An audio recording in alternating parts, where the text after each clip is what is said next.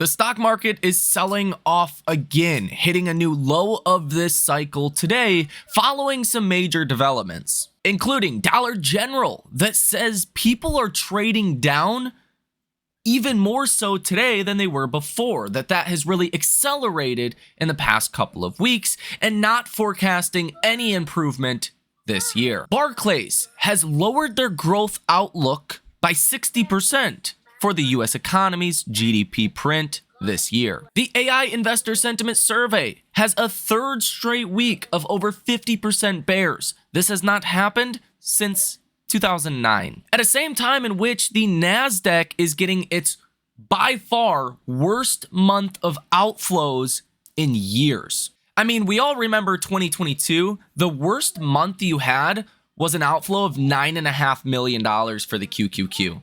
Well, this last month, you had outflows of over $400 million. The Russell is on the worst losing streak in its entire history. And Trump is upping the ante yet again on the trade war, this time focused on Europe. All of this and much more in today's episode. Now, part of what caused markets to sell off today was not the better than expected PPI, although that could be a little worrisome if you look at that through from a different perspective.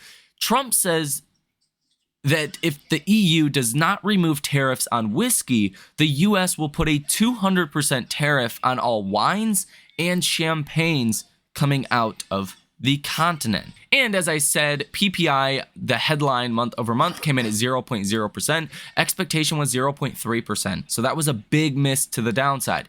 US PPI for core came in at negative 0.1% month over month versus the expectation of 0.3%. PPI headline year over year came in at 3.2% versus 3.3% was the expectation.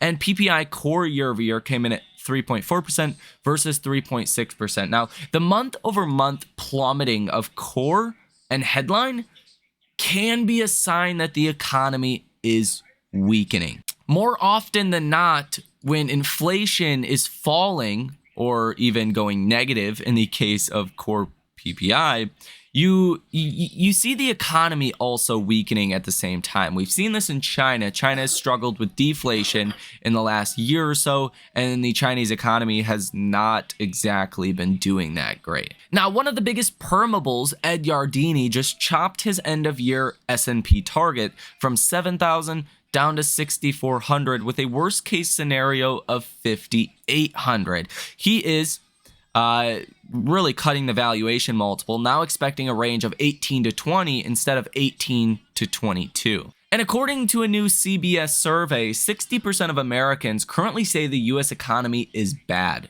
And Dollar General is sending a major warning about the economy today, and this could also be affecting markets. Dollar General's CEO says, quote, trade down to cheaper brands appears to have accelerated in the past few weeks among both lower and higher income customers. Yikes, that is alarming.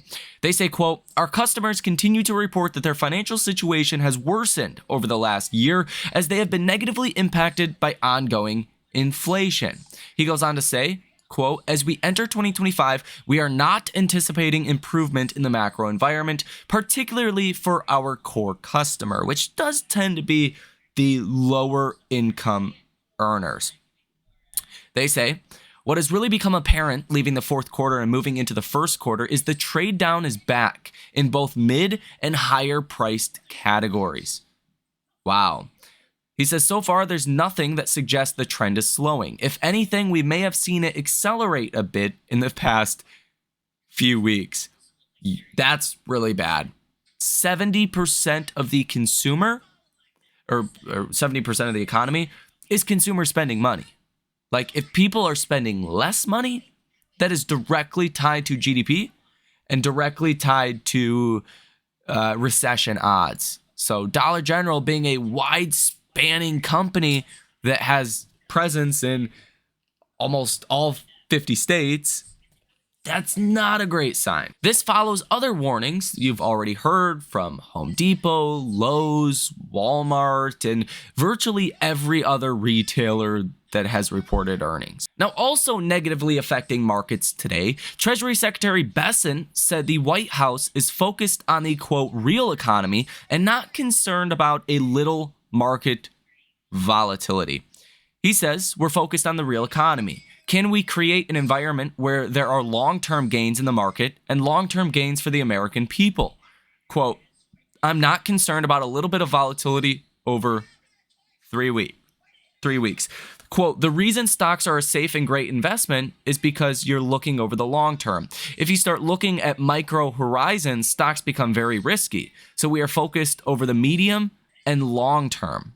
I can tell you that if we put proper policies in place, it's going to lay the groundwork for both real income gains and job gains and continued asset gains. He also said, quote, maybe the inflation is getting under control and the market is going to have some confidence in that. Well, so far that doesn't seem to be working. The Dow is down 1.36%, S&P is down 1.5%, the NASDAQ is down 2.12%, and Russell 2000 is down 1.33%. The VIX is also up about 5.5% today, but a pretty small move relative speaking. We were at about 28 just 3 days ago.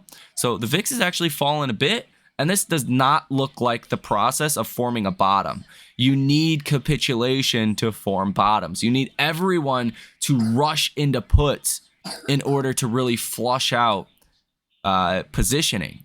That has not happened yet. This is not suggestive of even a short-term bottom, although I think we need a short-term bottom. And one of the more messed up things about this market is there's so much intraday volatility. Some days, like in the past 3 days, for an example, we hit a bottom around 552 before today's low. We're hitting a new low of this cycle. But you hit that low and you bounced over 2% by the next day. But both days, I mean, you were only up 0.5% yesterday. So technically, you bounced over 2% from the lows, but you only had 0.5% green close.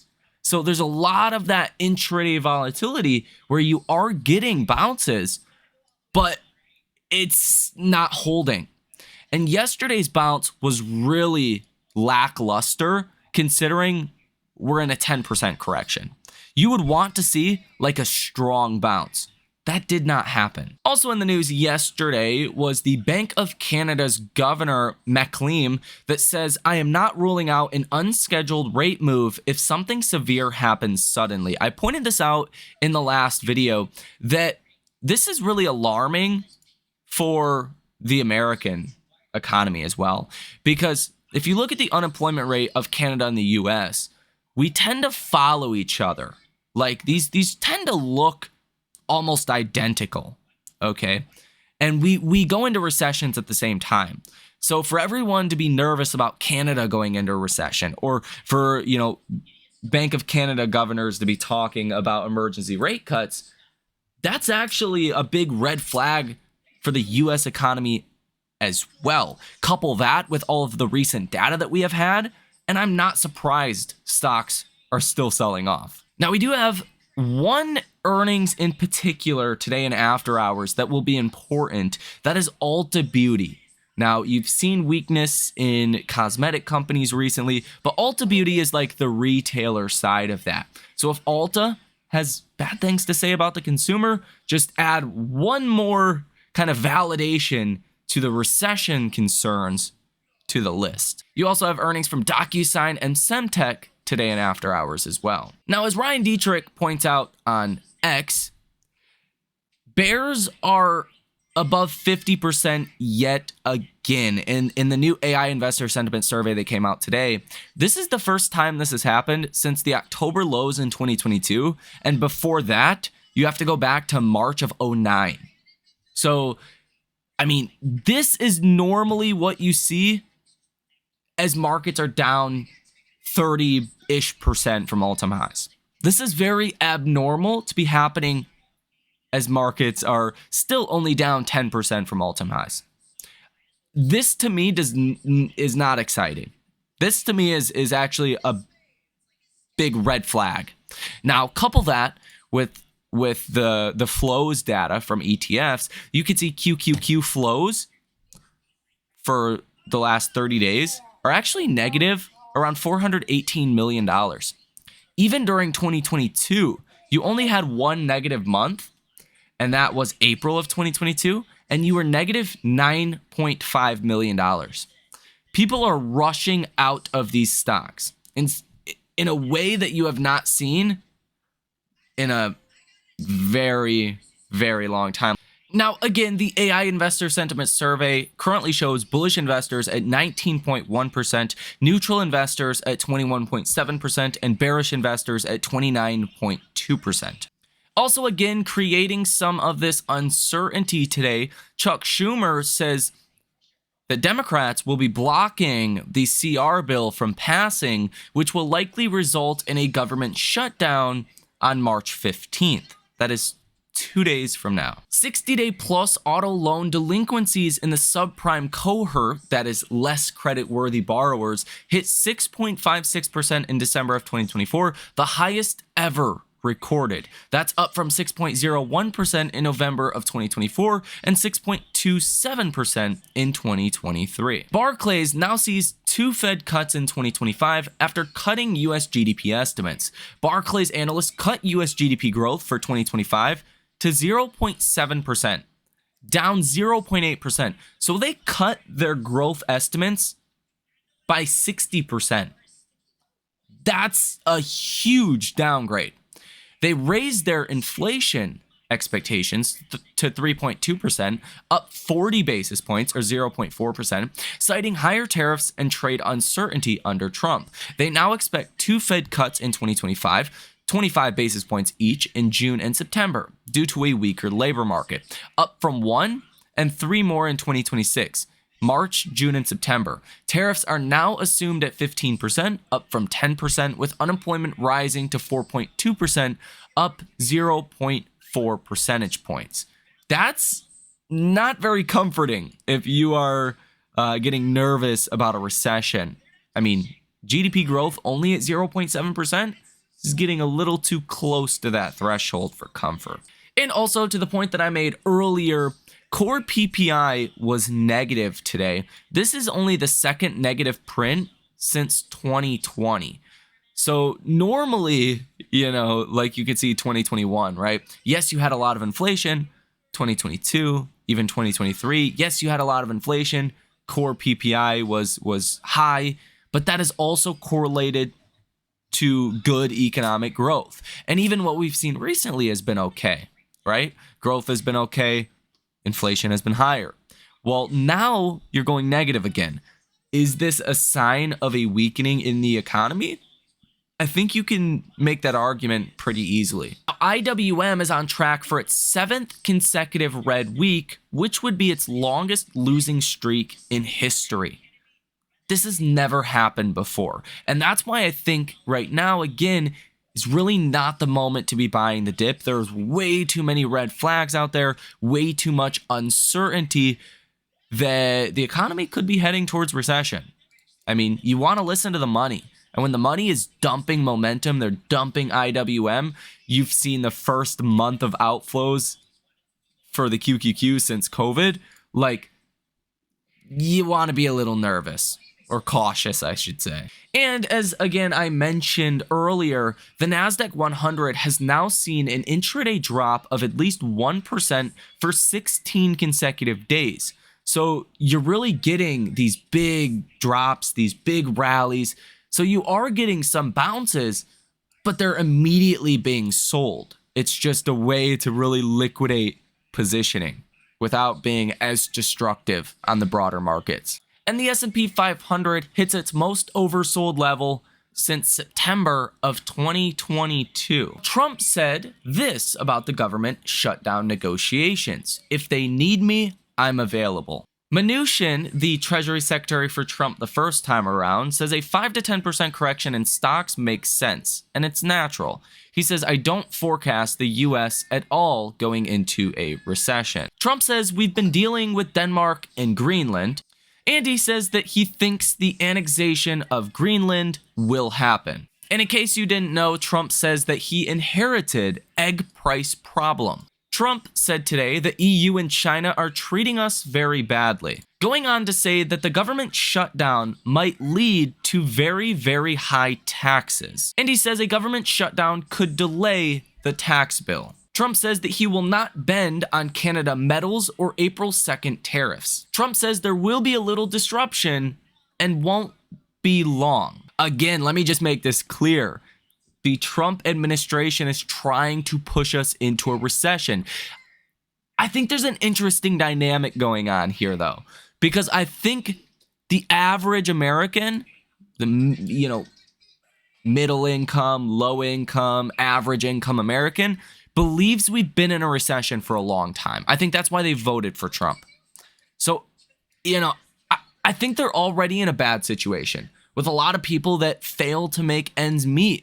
What Trump is really trying to do is kill inflation, lower interest rates. The only way historically to really do that is with a weakening economy. And I think that's the playbook here.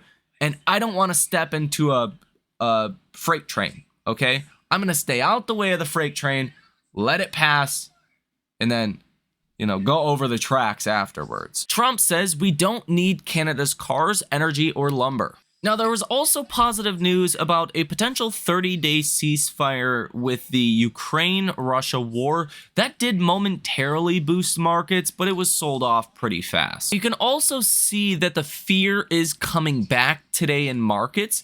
TLT is getting a bid today in the likes in which we have not seen, at least in the past couple of days, as markets have sold off really since March 4th. TLT has not really moved higher. Periods, certain instances you have, but today is the strongest day since at least March 10th, but we'll see where things hash out by the end of the day. This is good if you own TLT. Maybe a bad sign for equity markets, though. Now, the good news is, for anyone that wants a bounce, you're almost at your 300-day moving average. The last time this happened, you almost hit it back here in October of 2023, but the last time this happened was really like 2022, right? You fell below this and you found a lot of resistance at this 300-day moving average. So you're getting back to a level you really haven't been at in years. And I would expect you to get a bounce at this level. And you're probably going to ping pong between the 200-day and the 300-day moving average for a little while. But I do think ultimately you're going to head down to this 500 level on the SPY, which is your 500-day moving average. That would put your peak to trough decline of about 19% at the bare minimum. You could fall more than that if we do go into recession, but I think you have another big leg down to go. Just not certain when that is going to happen. Do we bounce aggressively before then and then sell off? Probably. Now, you should have bounced harder already, and you have gotten these, 2-ish% bounces, but a lot of it's happening intraday. So you don't really feel it. It doesn't really feel like a bounce. And this is actually the fastest sell-off you've seen in like many, many years. This is a faster sell-off than 2022. So it really just depends what comes next as far as the economy, economic data, and the news flows that we get. Because if, again, it continues to look like we're heading towards recession, markets are going to get worse from here. I mean, this is people are fighting what is happening right now. And I think whether it's the administration or where the money is moving, it's all pretty clear to me that things are getting worse. Things are weakening. Things are not great right now. And I personally don't want to fight that with a downside that is so much larger than upside. Now, once we get down to 500 on the SPY, then you look more appropriately priced for recession risks, right? Because then if you want to go down to your, 2022 lows, if that's where you say pricing in a recession, really could happen, that would still be 32% downside from 500 on the SPY. Like, that would still be massive downside, but the upside in that scenario, just to get back to new all-time highs, would be 20%. That's where I think the risk reward, or 22%. That's where I think the risk reward becomes a little bit more even. And that's why I think at least 18, 19% top to bottom decline before this is over with. But if we go into recession, it's going to be more than that. So let me know what you guys think about this down below in the comment section. I would love your thoughts here. I know it sucks being patient. I know it sucks that markets are not V-shape recovering. But the faster you get used to that, the faster you accept that, the better off you're going to be. And the more money you're going to make. And ultimately, you could get rich if you play this the right way. With that said, ladies and gentlemen, thank you for watching. Enjoy the rest of your day, and I will see you in the next one.